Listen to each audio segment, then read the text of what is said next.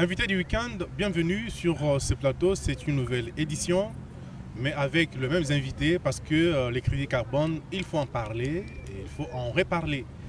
Donc aujourd'hui, j'ai encore le plaisir de recevoir sur ce plateau Monsieur Junior Chitea, qui est un entrepreneur privé qui est dans le domaine de crédit carbone. Bonjour Junior. Bonjour cher C'est un plaisir de te revoir encore avec ta belle veste là. Merci beaucoup. Merci. Alors je suis aussi accompagné sur ce plateau avec Papa Issa, qui est un acteur de la société civile mais très impliqué aussi dans les questions de crédit carbone. Papa Issa, bonjour. Bonjour. Lelo, il y a une jaquette qu'il fallait payer l'angaï. C'est un peu de prôner les valeurs africaines. Voilà. Non, c'est vraiment un plaisir de vous recevoir encore pour continuer ce qu'on avait commencé la fois dernière, parler des crédits carbone. Alors, quelles sont les bonnes nouvelles aujourd'hui? Bon, les bonnes nouvelles, on est là. L'idéal est qu'on puisse d'abord continuer à comprendre sur cette thématique qui est les crédits carbone. Mais aussi, nous, en tant qu'acteurs de la société civile, qu'on puisse s'assurer que les droits des communautés, surtout dans la question en lien avec la clé de la répartition, c'est là où le bas blesse. Les Kamwamaka, c'est ça, clé de répartition. Clé de répartition, parce que l'idéal, lorsqu'on dit, on a étudié au niveau de l'école, on dit prix d'achat égale combien? C'est prix de vente moins bénéfice. Alors si on essaie un peu de disséquer ça, on dit vente, qui vend, qui achète, qui est maintenant bénéficiaire. Comment partager ces bénéfices-là? Alors ma première question va à Junior Chitea. Dites-nous un peu en termes de clés de répartition, qu'est-ce qui est prévu? Est-ce que la loi parle déjà de cet aspect des choses? Oui, il faut toujours définir la clé de répartition de quoi? Crédit carbone. Déjà, effectivement, lors de la précédente émission, on avait expliqué que crédit carbone, ça n'existe pas. C'est un produit qui découle d'un processus dans lequel il y a des apports. Il y a la terre, il y a le travail, il y a l'argent. L'ensemble de ces apports génère le produit, comme vous le dites, qui est le crédit carbone. Maintenant, les bénéfices sont à quel niveau? D'abord, il y a les premiers bénéfices dans la phase de production de la commodité. Dans cette phase de production, il y a certains bénéfices qu'on appelle communément cahier des charges des communautés locales. Certaines personnes considèrent ça comme un bénéfice qui est directement lié à un paiement d'une certaine contrepartie. Mais nous, dans notre cas... Ce paiement s'est fait avant? Oui, ça c'est dans le cadre des investissements et c'est chargé dans le coût de la tonne carbone. Mais dans notre cas spécifique en tant que développeur, nous on a séparé les deux types de bénéfices. Parce qu'il y a ce qu'on appelle les bénéfices indirects et non monétaires et il y a les bénéfices directs. Dans les bénéfices indirects, par exemple, vous avez les renforcements des capacités des acteurs locaux pour leur donner des emplois du projet. Ils recevront des salaires. Ça, c'est des bénéfices. Donc, il y a toute une série d'abord de bénéfices qui sont partagés. Par exemple, l'État, tout au long du processus d'investissement, va toucher par exemple la TVA sur tout ce qui va être acheté. C'est déjà des bénéfices qui sont partagés dans ce processus amont. Et maintenant, il y a le processus aval. On a généré le produit, on l'a vendu, on a enlevé toutes les dépenses, nous avons la marge qui doit être partagée. Ce qu'on appelle les dividendes carbone. Dans la répartition, il y a une partie très importante qui doit se négocier en amont, c'est la valorisation des apports. Et fort malheureusement, nos communautés ne savent pas valoriser qualitativement leur apport. Vous avez dit que vous allez conserver une forêt. Mais même si vous mettez tous les millions du monde, si une communauté dit « je ne veux pas que cette forêt soit conservée », même s'ils n'agressaient pas la forêt de manière physique, ils peuvent l'agresser de manière spirituelle. Oui, ils peuvent créer des phénomènes naturels, surtout en Afrique, hein? des phénomènes naturels qui dégradent la forêt. Vous avez attaqué les causes, les moteurs de déforestation physique, et vous amènent les moteurs de déforestation mystique. Est-ce que c'est ce genre de problème vous avez déjà identifié? Non, mais écoutez, il faut faire très attention. Hein. Ces communautés que nous pensons comme si... La preuve, elle est là. Non. Pourquoi les investissements carbone qui sont réalisés ou RED qui sont réalisés en RDC ne marchent pas? C'est parce qu'on n'a pas réussi à donner aux participants du programme le rôle primaire qui est celui de la solution par vous et pour vous. Donc je disais que dans le partage des dividendes, il faut valoriser l'apport clé qui est 1. Les espaces sur lesquels le projet est mis en place. 2. La volonté de communautés environnantes, parce qu'on n'a jamais calculé le nombre de conflits qu'eux règlent. Vous voyez, vous avez signé avec une communauté qui est en lisière d'une forêt de conservation. Mais est-ce que vous savez les conflits qu'eux gèrent avec les autres communautés pour qu'eux ne viennent pas agresser cette forêt? Donc, il faut d'abord définir la valorisation des apports.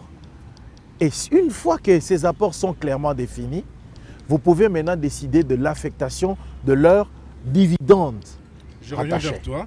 Je voudrais quand même savoir, Papa Issa, au niveau de la société civile, comment vous travaillez avec les communautés pour arriver à les pousser ou bien à valoriser leurs acquis, d'abord ceux qu'ils ont comme acquis? Moi, je crois qu'avec les communautés, d'abord, il ne faut pas oublier, ils ont leurs connaissances traditionnelles. Et ils ont eu cette approche-là d'attente par rapport à ce que Dieu les a dotés comme pour protéger les différentes ressources qu'ils en possèdent. Alors, lorsque nous venons, c'est juste qu'avec l'évolution du temps, il y a une nouvelle génération qui essaie un peu de se détacher des valeurs traditionnelles, ce qui fait qu'il y a cette influence-là de déforestation. Mais auparavant, même la déforestation au niveau des communautés, ça se faisait par rapport à leurs programmes. Ils avaient leur façon de voir les choses, les périodes bien respectées. Maintenant, pour les aider, qu'est-ce que nous procédons? On procède d'abord dans tout ce qui est comme sensibilisation. Okay. C'est un peu de les sensibiliser sur les effets du changement social et le changement climatique. Parce que lorsqu'on parle du changement climatique, on oublie qu'il y a aussi le changement social. C'est-à-dire que la société a évolué avec le temps qui influence maintenant même la façon de vivre. Et lorsqu'on essaie un peu de les sensibiliser, la première des choses, on essaie de faire ce que nous appelons la cartographie des services écosystémiques. C'est-à-dire qu'est-ce que la forêt que vous habitez, où les aïeux vous ont laissé, qu'est-ce que la forêt vous donne chaque jour. Cette cartographie, ça donne une idée de cet attachement entre la communauté et cette forêt-là. Dès qu'on a cette cartographie, on essaie un peu de faire quelques exercices ici, essaie un peu de voir quelle est la valeur de chaque chose que vous trouvez que c'est la chose qui n'est pas une valeur, par exemple, de l'eau de la source. Comment est-ce si on vend ça en vue, comment est-ce que ça reprend une valeur? Tu vois un peu. Alors, toutes ces valeurs-là, lorsqu'on en a ça, maintenant, on essaie d'identifier quelles sont les limites de vos forêts. Parce que les forêts sont grandes, les communautés sont vraiment collées. Alors, on doit avoir chaque limite de chaque clan, de chaque famille, de chaque terroir. Dès qu'on a cette cartographie, c'est le moment de chercher comment est-ce qu'on peut les accompagner par une cartographie participative, avoir des documents légaux. C'est ça le problème qui se pose. Parce que les anciennes lois, disaient, ils reconnaissent un peu les droits coutumiers, mais il n'y avait pas de documents légaux qui sécurisent ces droits coutumiers. Mais avec les sensibilisations, avec les plaidoiries qu'on a fait au niveau national, à Toléon, nous avons le procès de la foresterie communautaire qui reconnaît d'emblée une communauté qui veut demander 50 000 hectares, c'est déjà beaucoup, pour qu'ils puissent avoir un document, un arrêté gouverneur qui attribue une concession de forêt communauté locale. Avec les CIF aussi, par rapport à la réforme foncière, on va aussi aider les CIF, c'est les systèmes d'information géographique. Ce sont des innovations qu'on a mis par rapport à la nouvelle loi foncière qui est au niveau du Parlement pour qu'on aide les communautés à sécuriser leurs terres, à reconnaître leurs terres. Alors dans les systèmes, on va vraiment donner les numéros matricules à chaque portion des terres des communautés. Dès qu'on tape cette là, on peut avoir toutes les informations communautaires, toutes ces valeurs-là. Mais maintenant, qu'est-ce que nous faisons encore dans cette valeur? C'est là où on essaie un peu de discuter avec l'État congolais. Parce qu'il y a plusieurs approches. Ou bien on paye les paiements des services environnementaux, qu'est-ce que la forêt donne à ces communautés si on veut protéger ça? Ou bien on travaille avec les gouvernements pour essayer un peu de travailler sur les paiements basés sur les résultats, comme Junior a dit. Lorsqu'on dit qu'on a trouvé par exemple ces jachères à tel niveau, nous les communautés on s'est investi à protéger ça. On va maintenant calculer ce niveau de référence. On avait trouvé ça comme ça, mais avec la protection on commence à augmenter. Les résultats là, c'est ce qu'on appelle paiement basé sur les résultats. C'est aussi une autre approche qui peut aider les communautés. Mais il y a aussi ce que nous appelons le carbone là, c'est-à-dire les substrats qui ne se voient pas. comment est-ce que lorsqu'on va avoir ce temps-là, comment est-ce que les communautés peuvent y travailler pour qu'ils bénéficient aussi de leur portion. Donc, autant des éléments que nous, on essaie un peu de chercher les approches, mais ce qui est là, c'est toujours le problème de répartition. Parce que beaucoup de lois excluent les communautés. Je reviens sur la répartition. Alors, je voudrais discuter avec l'entrepreneur pour savoir, est-ce que dans votre manière de faire, considérez-vous déjà l'investissement des communautés? Parce que selon les calculs que vous avez parlé des types de revenus qui sont, ou bien des types de bénéfices que vous avez dégagés. Mais est-ce que vous considérez l'investissement initial des communautés? Parce que vous venez travailler les communautés qui ont déjà leurs terres, qui ont déjà leurs forêts, qui représentent un coût quelconque. Est-ce que vous prenez ça en considération dans vos business plans? Oui, effectivement. C'est l'apport de base. C'est l'apport de base. Et j'ai beaucoup aimé ce qu'il vient de dire. Peut-être on n'a pas tiré attention. Hein? Il vient de dire, quand il a expliqué les paiements basés sur les résultats, il a parlé des jachères. Ici, nous ne sommes même pas dans un cas de conservation, mais dans un cas de réforestation. Une communauté qui prend conscience, qui décide de dire Zamba Oyotoko Katalisusoute, on ne coupe plus. Des études l'ont démontré qu'à Luki, il y a eu un appui pour 4000 hectares de conservation. Mais les communautés, de manière endogène, ont amené ce projet à 8000 hectares. Ouais. Quand ils ont vu 4000 hectares conservés, ils se sont dit, OK, arbitrairement comme ça, ils ont dit, d'ici à là-bas, plus personne ne coupe. Ouais. Ça fait 4000 hectares d'autoconservation, d'auto-réforestation par les communautés. Je vais vous faire un calcul simple. 4000 hectares, si nous prenons le taux d'investissement de la Banque mondiale, du reboisement qui est de $1800, même si je le prenais à $1000, 4000 hectares, nous sommes à 4 millions de dollars d'investissement que les communautés ont mis en place de par leur initiative. Vous voyez, oui, il est indispensable de tenir en compte l'apport initial qui est les terres communautaires, ça c'est d'une part, qui doivent être amenées de manière volontaire et dans certains cas volontaristes. Et cet apport va bénéficier de tout ce qui vient au-dessus. Qu'est-ce qui vient au-dessus? C'est la sécurisation foncière. Ouais, la sécurisation. C'est les investissements pour inverser les modes de production. Ouais. Et ces investissements, ça vient d'un... Oui, ça vient justement d'un promoteur privé ou de l'État. Ouais. Ça devrait venir aussi de l'État. Ouais. Et ce sont ces deux aspects qui vont permettre maintenant de générer la commodité qui est issue du résultat de la conservation et de la réforestation. Pour ne pas être scientifique et pour ne pas être prolixe, vous ne savez pas à quel point la conservation communautaire est positive pour les communautés.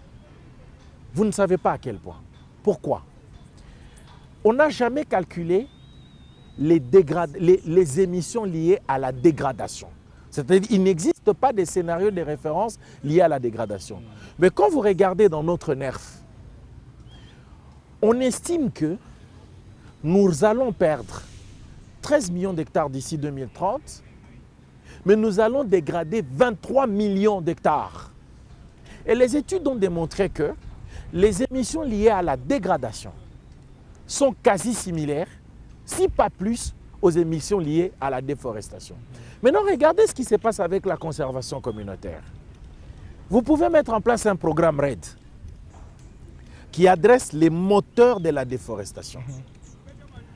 Mais s'il n'y a pas une volonté communautaire de s'engager pour que, lorsqu'ils vont faire le prélèvement de PFNL, lorsqu'ils vont mettre en place les activités qui leur sont autorisées, ils ne dégradent pas la forêt. Parce que vous comprenez que la dégradation de la forêt est liée aux équilibres écosystémiques dans la forêt. Exact. Vous voyez? Donc vous pouvez lutter contre la dégradation extérieure, qui a une déforestation extérieure, qui a un résultat quantifiable, mais vous n'allez pas lutter contre la dégradation qui a un résultat invisible. Vous allez commencer à voir une forêt commencer à s'effondrer d'elle-même. Vous ne comprenez pas pourquoi, mais elle s'effondre. Mais il n'y a pas de déforestation. Ouais. Donc, c'est pour ça que je dis, nous, dans notre modèle, je l'avais dit la dernière fois, tout processus est aligné à des standards.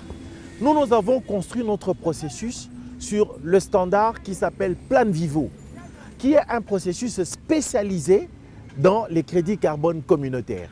Dans ces standards, le principe est que dès que les certificats sont vendus, eux, automatiquement, envoient 60% de l'argent aux communautés.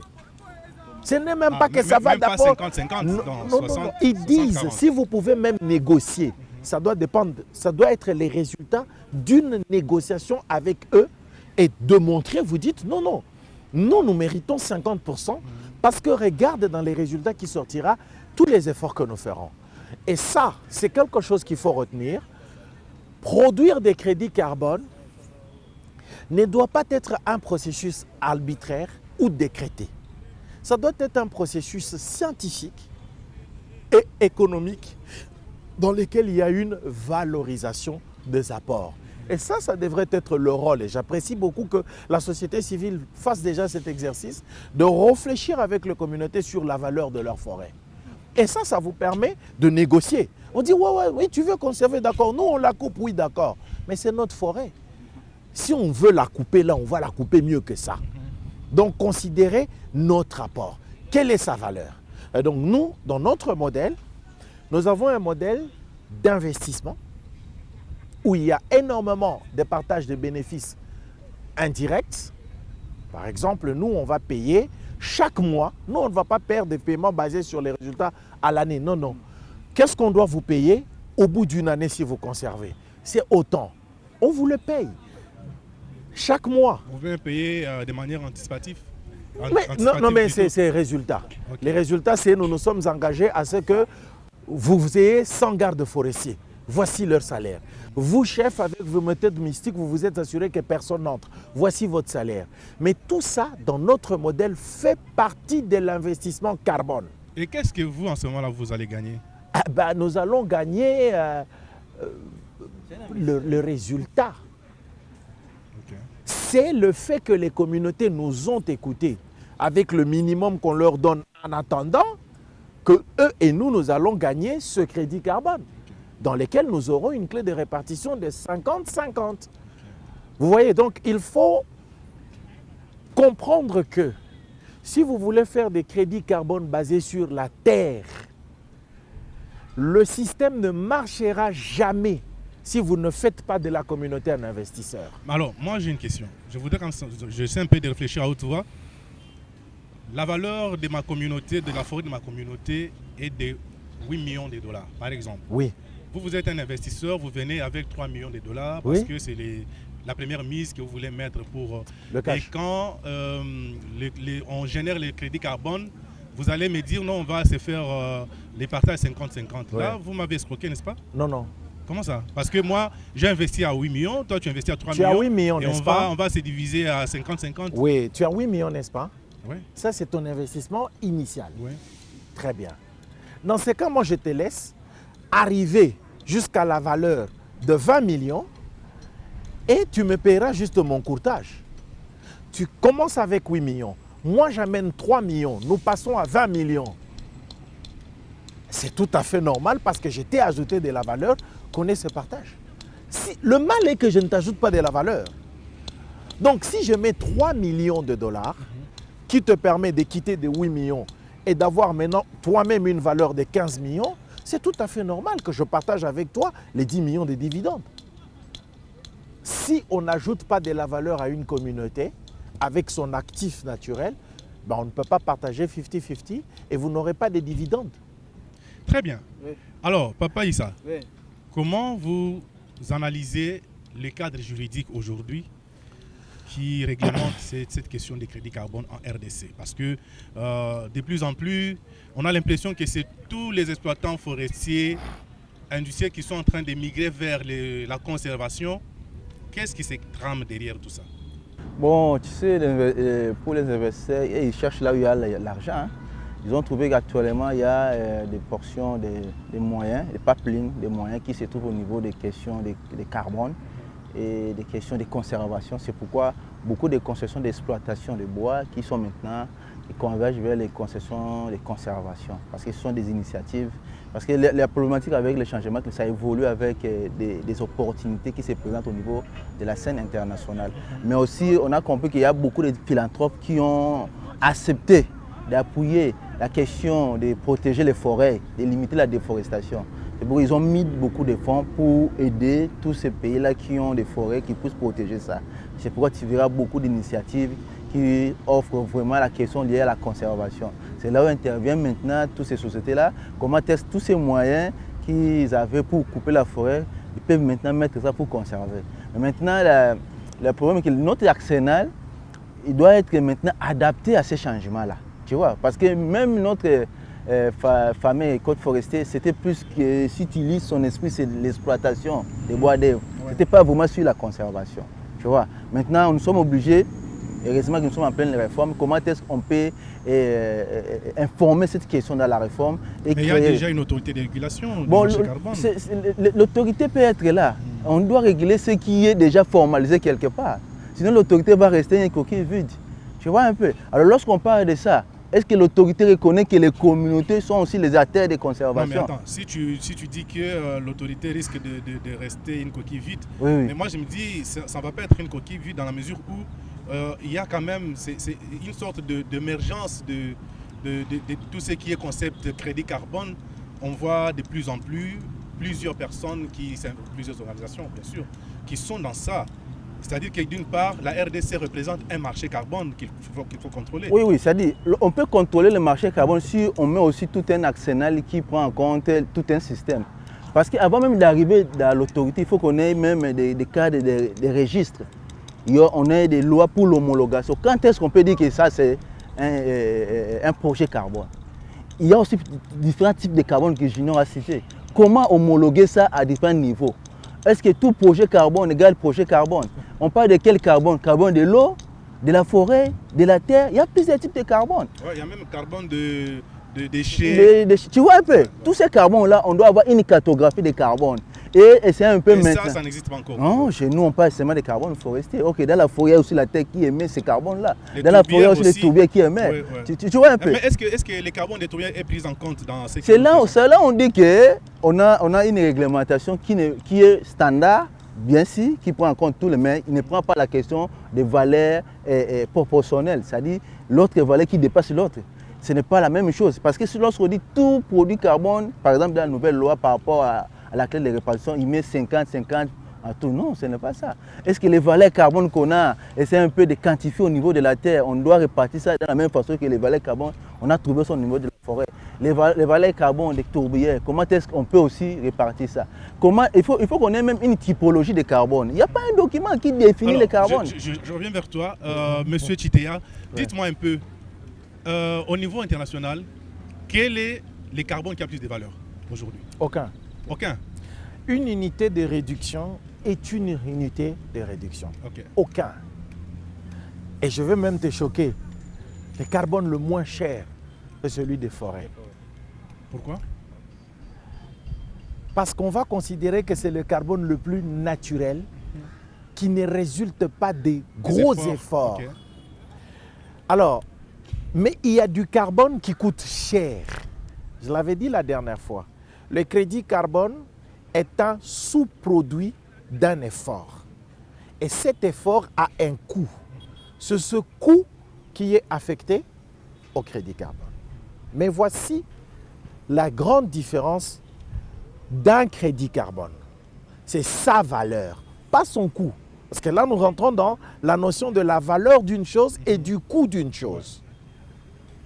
La valeur du crédit carbone de la forêt est de plus loin la plus importante. Quand je dis bien en valeur, et non pas en coût.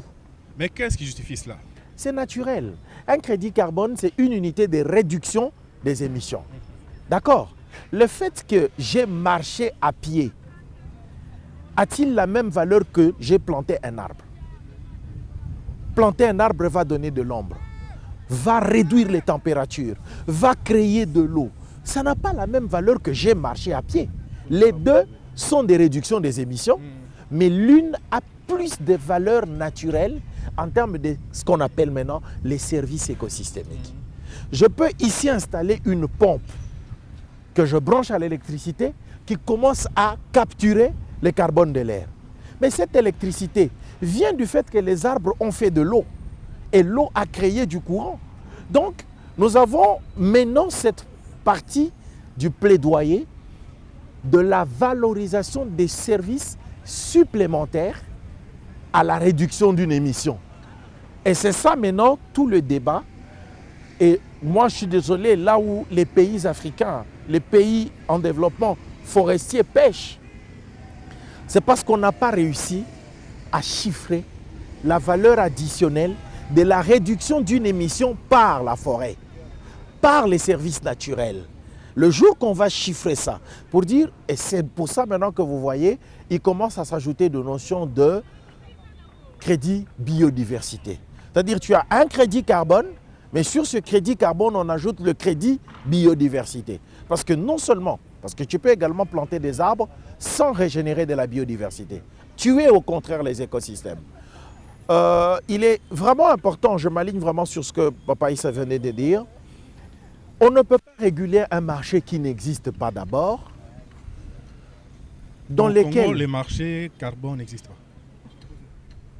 On vend des crédits carbone par rapport au marché international. Non, mais si nous... je prends le cas des ERA Congo par exemple. Mais ce que j'ai dit, on a vendu. Mais c'est déjà un marché, non? Oui, je suis d'accord. On doit réguler par la loi. Comme il l'a dit, chaque effort fourni et les incitants qui vont avec. Non, attends, je vais comprendre. ERA Congo vend le carbone dans les mines d'Ombé. Il n'y a pas que lui. Hein. Oui, il n'y a pas que lui. Je prends juste le cas de ERA Congo parce que c'est l'exemple que je connais bien. Vend du carbone dans les mines d'Ombé. Oui. Est-ce que vous pensez que ce carbone qui est parti du mine d'Ombé et qui a généré de l'argent aux États-Unis n'a pas de lien avec le marché congolais? En fait, je veux que nous clarifions. Qu'est-ce que tu appelles marché? C'est ça aussi une grosse confusion. Nous sommes des fournisseurs. C'est comme si je te demandais, y a-t-il un marché de cuivre au Congo? Il n'y en a pas. Y a-t-il un marché de cobalt au Congo? Nous sommes des producteurs d'une commodité d'exportation. Mais il y a un marché de l'électricité au Congo. Il y a un marché de l'alimentation au Congo. Est-ce que vous savez que même les entreprises qui sont au Congo, qui font de l'offsetting, elle est au Congo, mais comme elle appartient à un groupe international, pour compenser ses émissions, elle va acheter ses crédits carbone de l'extérieur du pays. Nous parlons ici de produire une matière première à exporter. Moi, je préfère parler de business carbone plutôt que de parler du marché carbone. Oui, le marché carbone pourra éventuellement se développer. Donc jusque-là au Congo, il n'y en a pas. On n'a pas de marché. Okay. Qui achète des crédits carbone? Ok, dis-moi la boutique où toi tu vas aller acheter une crédit carbone. Non, mais le carbone ne se vend pas dans les boutiques après tout. Ah, oui, si. Ça se vend dans les boutiques. Quelle boutique? Mais les boutiques à crédit carbone, elles sont là. Okay. Pose la question si, ok, tu as des transactions qui se font en ligne. Il y a des espaces d'achat. Demande si au Congo, il y a une seule entreprise qui a acheté une seule tonne de carbone. Il y a aussi même nos fameuses entreprises. C'est pour ça que quand nous disons, ce que nous sommes en train de dire est très pertinent et nous espérons que les téléspectateurs vont comprendre le fondement même, les préalables même à ce que nous appellerons développer les opportunités du marché carbone. Parce que c'est des opportunités. Il y a un marché mondial, il y a un marché régulé, un marché volontaire. OK? Le marché régulé, c'est presque 1000 milliards de dollars. Le marché volontaire, mais en qui 2020... reste toujours virtuel, c'est 1000 milliards de dollars. Allons, je t'explique. Ouais. C'est un marché. En 2021, ce marché-là a permis 1000 milliards de dollars des échanges d'actifs carbone. Le marché volontaire, c'est-à-dire une entreprise... Attends. 1000 milliards de dollars des échanges, des transactions carbone. Oui, c'est-à-dire d'achat. C'est-à-dire quoi? Des crédits carbone. C'est-à-dire... Dans les marchés volontaires, oui. Il y a eu un budget carbone que les différents États ont dit que chaque entreprise ne doit pas dépasser ses quotas. Il y a des entreprises qui l'ont dépassé. Pour le compenser auprès de celles qui ne l'ont pas fait, ils ont dépensé 1000 milliards de dollars en 2021. Alors ça, ce sont des entreprises européennes. Européennes dans le cadre du marché régulé. Non en RDC. Non. Maintenant, il y a eu un marché volontaire. C'est que les entreprises disent, ah, ok, l'État m'a dit je ne dois pas dépasser ce quota. Mais volontairement, je veux aussi être moins de ce quota. Je ne dépasse pas le quota qu'on m'a fixé dans mon pays, mais je veux également compenser ce que je n'ai pas fait. Comment je fais encore compenser? Je vais maintenant chez ERA, j'achète des crédits carbone volontaires. Ce marché, en 2021, c'était 2 milliards de dollars de transactions. Voici là où ça devient intéressant. Avec la mise en œuvre de l'accord de Paris, notamment l'article 6.2, il va y avoir ce qu'on appellera la fongibilité des marchés carbone. Il y aura un seul marché carbone mondial basé sur le seul principe qu'une unité de réduction réduite ici va être valorisée là-bas. Ces prévisions indiquent que d'ici 2030, ce marché va peser entre 50 et 250 milliards de dollars d'échanges annuels. Donc là, en ce moment-là, nous tous les marchés devient mondial, libres, les marchés régulés, volontaires et non, ça devient fongible. Okay. C'est-à-dire tu peux venir au Congo, tu achètes des crédits carbone que tu vas utiliser dans la compensation mondiale. Alors, c'est dans ce sens-là que la RDC est en train de se positionner pour ces marchés-là? Moi, je ne sais pas ce que fait la RDC. Excusez-moi. Je l'avais dit la dernière fois, nous sommes loin d'avoir commencé à nous engager sur les opportunités. Non, mais attends. Laisse-moi exprimer mon avis. L'autorité de régulation est déjà Je vous l'ai dit, elle va réguler quoi? Il régule quoi? Non, mais c'est une initiative privée. Elle va réguler quoi? Mais attends, il y a des entrepreneurs ici qui sont dans les domaines. Ou tu vas réguler les entrepreneurs? Mais alors, il y a déjà un marché ici, non? Tu vas réguler un entrepreneur. Quelqu'un qui produit son cuivre pour le vendre à l'étranger. Toi, tout ce que tu peux faire, c'est réguler sa production. Dites alors, nous avons une autorité de régulation de la production de crédit carbone congolais. Ok.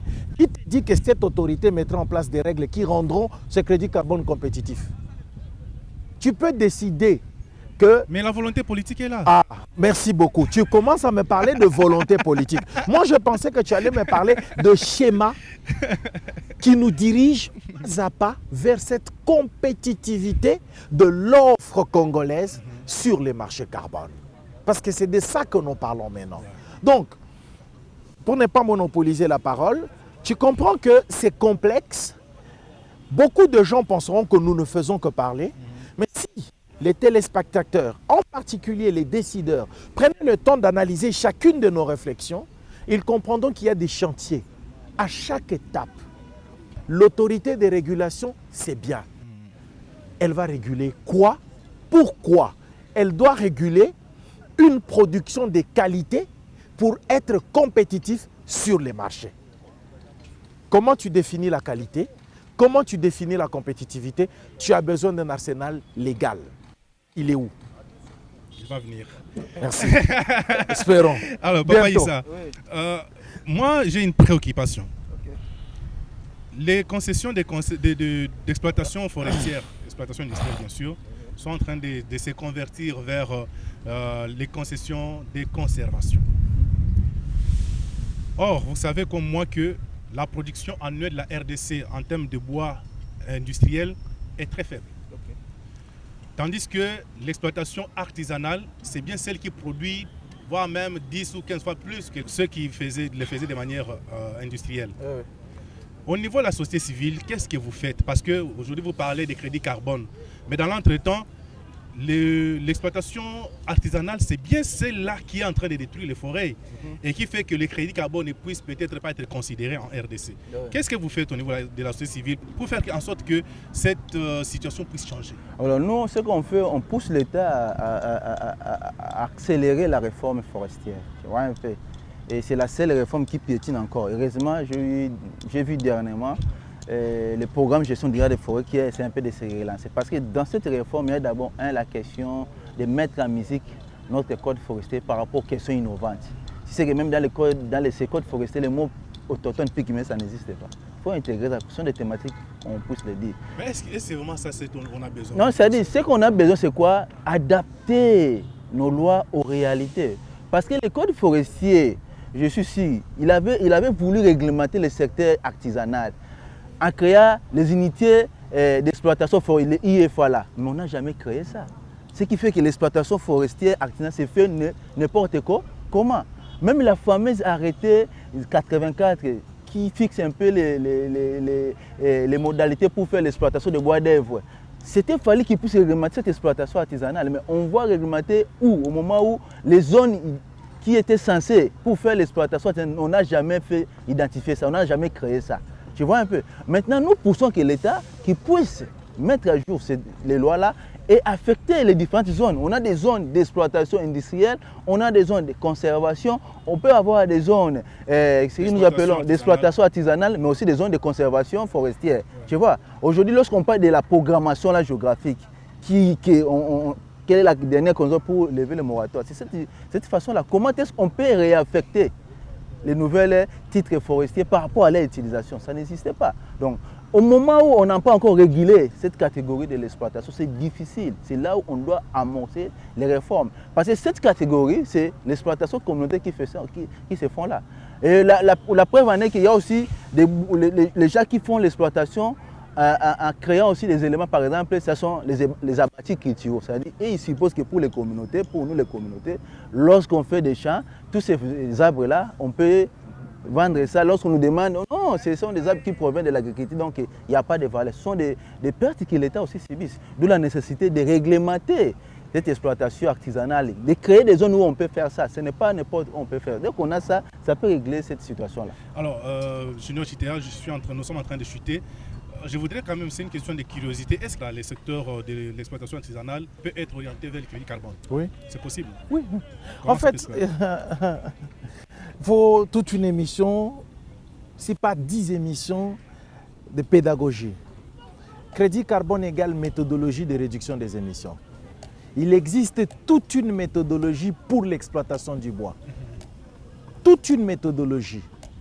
Que vous êtes un exploitant de bois, vous faites et l'exploitation du bois et la production des crédits carbone. Mais notre loi, comme il le disait tout à l'heure, n'est pas à jour. Aujourd'hui, tu n'as que deux types d'usage. Soit la conservation, soit l'exploitation. Oui. Alors comment tu vas faire de l'improved forest management quand la loi ne le permet pas? Vous voyez l'utilité, comme il le dit, d'upgrader notre loi, de l'amener à l'actualité de l'avenir que nous voulons. Nous voulons être un pays solution égal, utiliser durablement nos ressources naturelles en générant aujourd'hui une commodité commercialisable qui est le crédit carbone. Oui, tout le monde peut s'engager.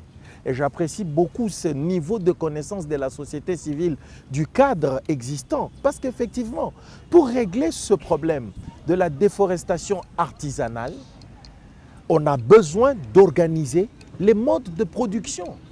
Comme il le dit, moi, je suis parti faire le champ.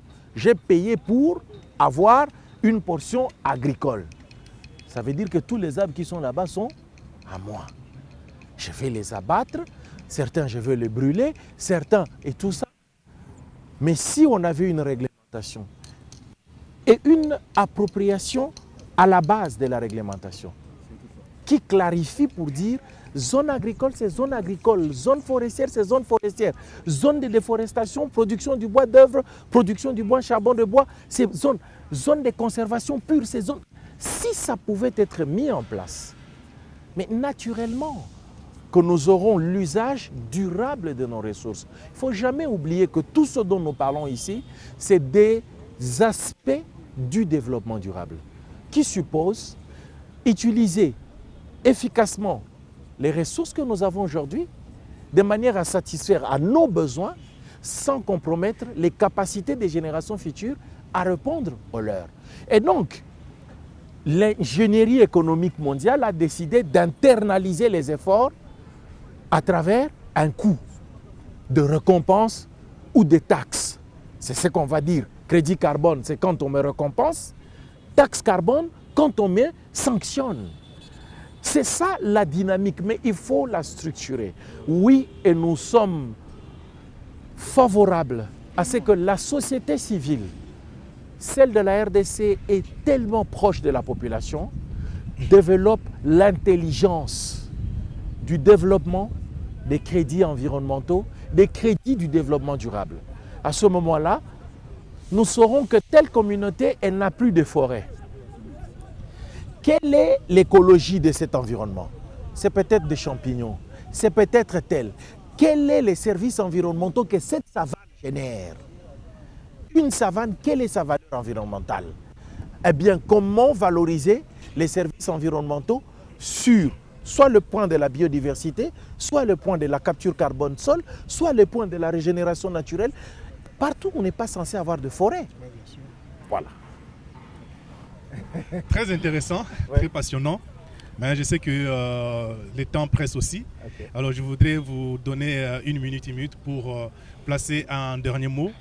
Qu'est-ce qu'on doit retenir justement de votre travail dans ce domaine des crédits carbone? Bon, notre travail dans ce domaine est d'abord de faire en sorte que les questions des droits des communautés, surtout les questions des droits des tenus fonciers et forestiers, doivent être respectées, mais aussi les questions de la valeur de la forêt.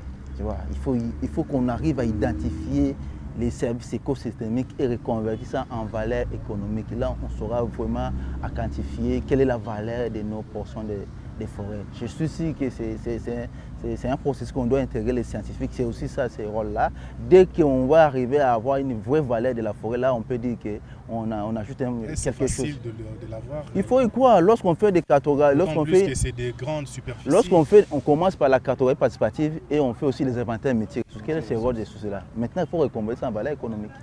Il suffit seulement que les pays mettent des approches, des méthodes, accompagnent aussi les acteurs qui travaillent, régénèrent toutes ces données-là et orienter ça pour qu'on puisse vendre aussi tout ce que nous disons là. Parce qu'il y a plusieurs valeurs, mais on sait plus que s'abstenir à 2 ou 3 valeurs de la forêt. À un moment, il y en a beaucoup. Alors, M. Junior Chitea, qu'est-ce que l'État congolais doit faire aujourd'hui pour se positionner face à ces marchés carbone au niveau international, mais aussi au niveau local?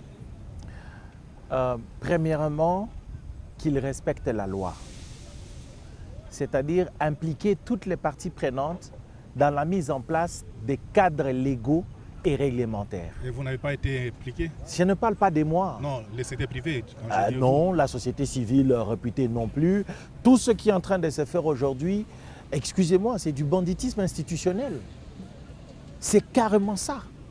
Nous avons des cas flagrants des violations de lois dans la création des lois qui vont engager des millions de personnes et leur avenir. Comme quelle flagrance par exemple? La loi de 2011, la révision, l'ordonnance révisant la loi de l'environnement.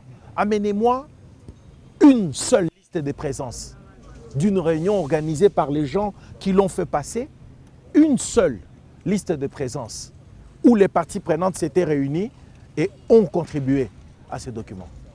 Il n'y en a pas? Donnez-moi le compte rendu de la réunion de plénière de l'Assemblée nationale adoptant le rapport de la loi qui est remontée au bureau et qui est allée à la présidence pour être habilitée comme ordonnance présidentielle. Lorsque vous prétendez vouloir légiférer pour construire l'avenir, commencez par respecter les lois existantes.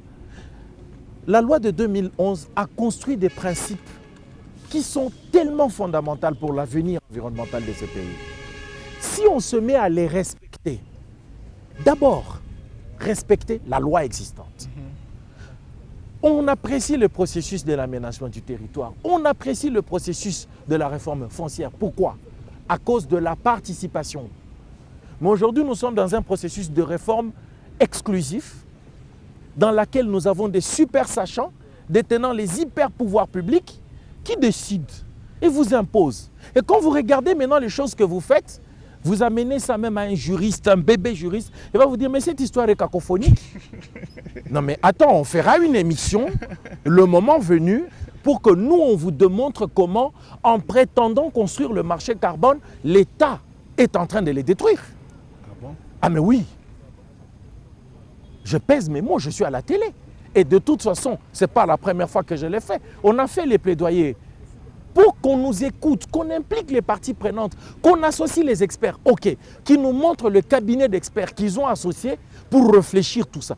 Parce que vous voulez réguler une matière nouvelle, technique, complexe, légiférée au niveau international. Mais vous le faites dans des cabinets politiques. Là, il y a un problème. Que l'État respecte la loi. Attends, ce n'est pas parce que tu as été mis de côté que tu es en train de dire tout Mais ça. moi, je n'ai pas besoin de faire partie. Je n'ai pas, moi, besoin de faire partie. Nous ne nous battons pas pour nous. Les 2 émissions qu'on a passées, on parle des intérêts des communautés. C'est de ça qu'il s'agit. Moi, je vais faire mon profit si les communautés font leur profit. Mais à un moment, il faut qu'on soit patriote. Tu l'as dit lors de l'émission passée, toi et moi, on se connaît il y a plus de 10 ans. En 2012, moi, je parlais déjà de créer une bourse carbone au Congo. Alors, est-ce que ça serait prétentieux de demander qu'on nous associe? Et on nous a associés, mais vous allez voir, on vous appelle pour des réunions de figuration. Après, quand des décisions sont prises, aucun des avis donnés n'est pris en compte. Je vous ai sorti des cas d'express. On vient d'avoir une ordonnance loi revisant la loi de l'environnement, qu'on nous sorte une seule liste de présence, une des parties prenantes. Secteur privé, société civile, communauté locale, autorité coutumière, les entités territoriales. Une liste.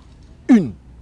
Et 2, qu'on nous donne le compte rendu ou le procès verbal de la réunion de l'Assemblée, comment on appelle ça, la commission de l'environnement qui a adopté ces rapports, qui a donné cette loi. Si on nous les sort aujourd'hui, on dira qu'on a une volonté politique pour avancer. Donc, merci beaucoup. Mais pour conclure vraiment, moi je veux dire que le marché carbone est une opportunité salutaire pour nos communautés, pour sortir ce pays enfin de l'économie d'extraction vers une économie de développement. Le marché carbone est une opportunité de sauver notre avenir. Parce qu'en protégeant nos forêts, nous protégeons nos ressources naturelles, nous protégeons nos sols de production culturelle, nous protégeons nos climats qui nous permettront de vivre. Enfin, lançons-nous dans les crédits carbone massivement, ne fût-ce que pour réduire les chaleurs. Vous voyez, nous sommes sur un parc. Hein? Vous avez vu comment on est sous le soleil? Vous trouvez normal qu'il n'y ait pas d'arbres ici? Est-ce que vous trouvez ça normal? 1 milliard d'arbres. Ah non, Bien. n'abordez pas ce sujet. Bien. Pardon. J'ai compris tout, j'ai tout compris. Alors, merci beaucoup d'être venu pour cette Merci. deuxième édition. Ouais. C'est vrai qu'il y a encore des choses à dire, beaucoup de choses à dire. Mais alors, qu'à ça ne tienne, nous allons revenir toutefois. Mais nous allons d'abord laisser les autres réagir aussi. Bien sûr. Comme ça, on reviendra peut-être pour des confrontations, des idées, parce qu'on dit souvent que c'est des chocs des idées qui jaillissent de la lumière. Peut-être que la lumière jaillira lorsque nous allons confronter les différentes réflexions des uns et des autres. Merci. Quant à moi, je vous dis merci pour être passé et je vous dis aussi merci pour avoir suivi cette émission. Je vous fixe rendez-vous la semaine prochaine avec de nouveaux invités. D'ici là, portez-vous bien et à la prochaine.